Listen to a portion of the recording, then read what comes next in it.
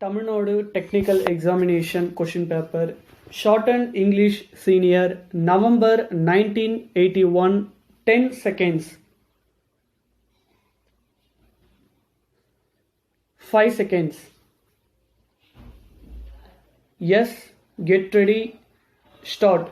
Mr. Speaker Sir, coming to the budget estimates, I am not going to deal at length with the amounts allotted to various departments. I shall deal only with the major policy of the government which should be adopted in future for the welfare of the state in the sphere of education, which could be put down under three categories, namely college education, school education, and primary education. There is shortage of teachers even as we have with regard to food and cloth. It is the case so far as secondary grade trained teachers are concerned. In order that there may not be any shortage of teachers, and to get over this situation, I suggest that the minimum salary for teachers should be raised from the present level. Along with the shortage of teachers, we also see there is insufficient equipment by way of building accommodation also. A suggestion has been made by some honorable members that the number of pupils to be managed by one teacher should be increased. I think the better course would be to introduce the shift system so that another shift of boys might also receive education without constructing new buildings. In a school building which can normally accommodate 1000 students, we can have 2000 students without constructing new buildings. I made mention of this to the Honorable Minister for Education also, and I hope he will give his consideration to it. If that is adopted, we need not bother about the construction of new buildings immediately. Of course, for permanent institutions, we can construct buildings according to the convenience of the finance of the governments. It may also be noted that the shift system in the matter of education is being adopted in some Western countries also. I wish to say a word about land revenue and agriculture. The river Kaveri is running through my district, Coimbatore, Tiruchi, and some other districts. There you have forest lands. Several departmental officers have recommended that these lands may be converted into wetlands. It is capable of producing fine paddy every season. There will be no need for the grant of any subsidy. If you only dig 4 or 5 feet, you are able to get fine water very easily. I strongly recommend to government that this may be considered immediately so that more than 10,000 acres may be brought under cultivation as wetlands. I am sorry to say that the health of the people does not receive as much attention as it ought to.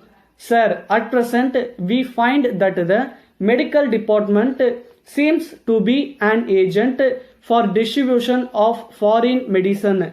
They recommend foreign medicines to everybody without taking into consideration their capacity to buy.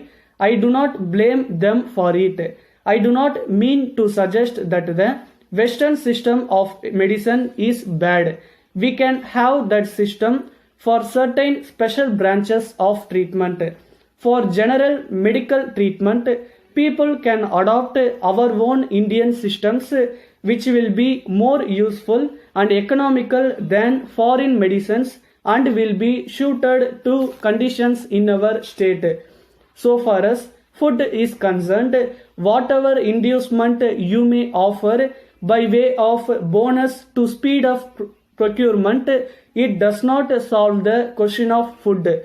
We must see that We are self-sufficient in the matter of food and we should not go about seeking food later on. The Honorable the Minister for Agriculture said that we are now living in better times.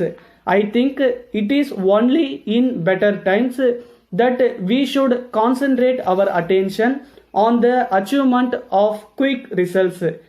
Letter dated 28th May 1981 from the General Secretary All India Electrical Goods Dealers Association Madras to the Honorable Minister for Commerce, Government of India, New Delhi. Sir, we would like to bring the following to the kind attention of the Government of India for sympathetic consideration and favorable action.